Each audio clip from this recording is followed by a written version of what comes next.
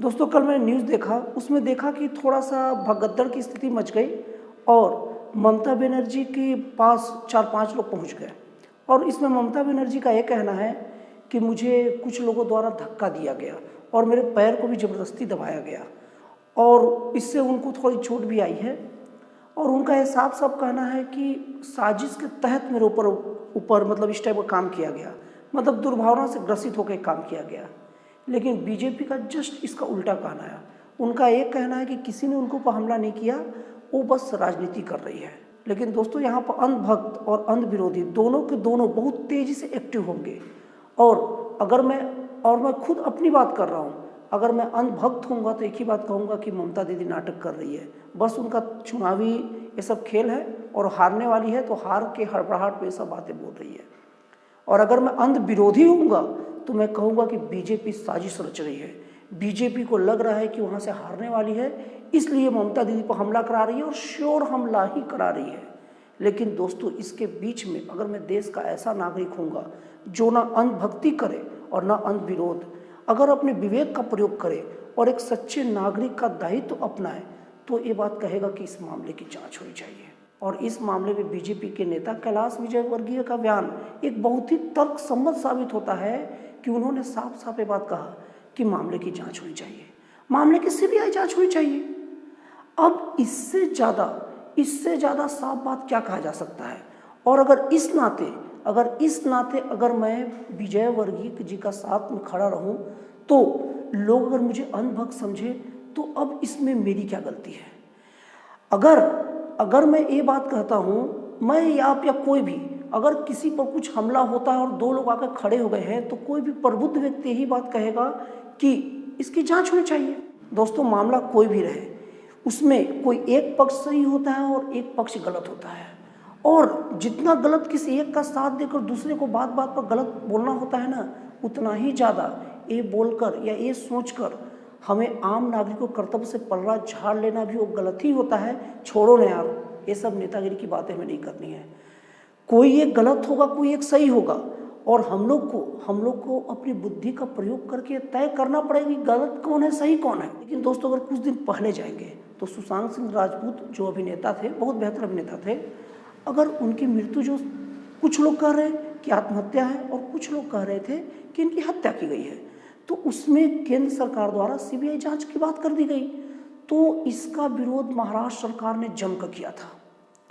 तो दोस्तों अब तो हमें ये बात देखना पड़ेगा ना कि केंद्र सरकार ने तो ये नहीं कहा कि महाराष्ट्र सरकार ने उसकी हत्या की है, और केंद्र सरकार केवल जांच की बात कर रही थी और एक सामान्य प्रक्रिया थी। लेकिन महाराष्ट्र सरकार द्वारा इसका जबरदस्त विरोध किया गया, शिवसेना द्वारा इसका जबरदस्त विरोध किया गया। तो दोस्तों अब इसको क्या कहेंगे।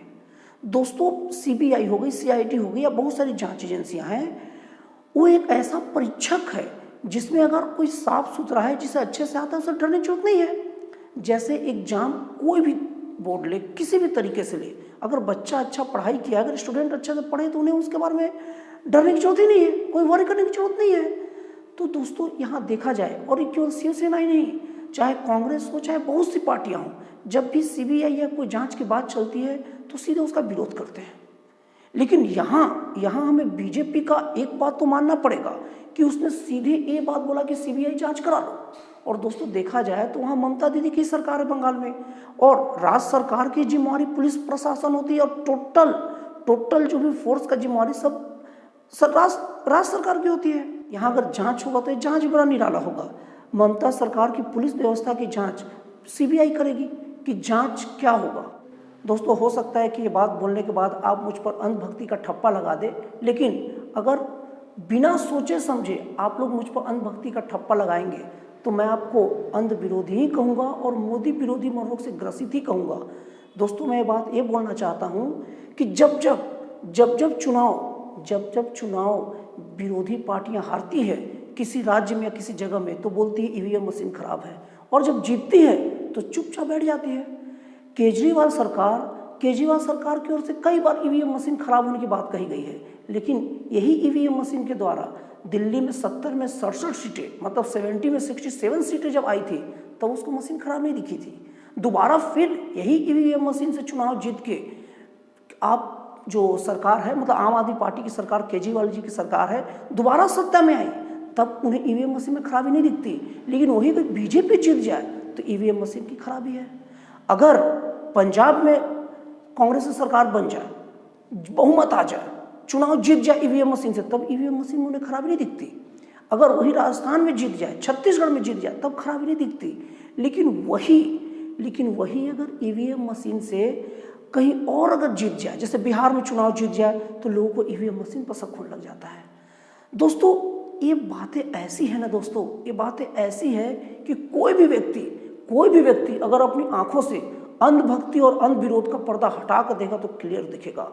और दोस्तों मैं आप लोग को बताना चाहता हूँ, मैं आप लोग की आंखें खोलना चाहता हूँ कि यहाँ नेतागिरी में कुछ नहीं रखा है और किसी का ना आप अंधे सपोर्टर बने और ना अंधे विरोधी बने। यहाँ पर खुद आप लोग देखिए, अगर ममता दीदी को कोई चोट लगी है, इसके बाद अगर वो जांच कराने की मांग करती है तो निश्चित तौर पर ये बात माना जाना चाहिए, हम उन्हें सही कहना चाहिए। लेकिन अगर इसके बाद केवल यही बात बोलती है कि मेरे विरोधी पार्टी मेरे पर हमला करा है और जांच की बात नहीं करती है, तो निश्चित तौर पर केवल एक राजनीति है, अपनी डूबती नैया को सहानुभूति के सहारे उठाने का एक प्रयास है।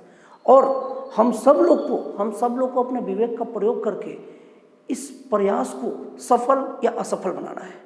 और दोस्तों मैं आप लोग को ये नहीं कहूँगा कि आप लोग मेरा बात का समर्थन करो या आप लोग मुझे सही या गलत बोलो, लेकिन मैं बस यही चाहता हूँ कि आप लोग अपना बुद्धि का प्रयोग करके मुझे भी अंधभक्त, अंध विरोधी या विवेक के अनुसार सोचने वाला करार दो, जो समझना समझो।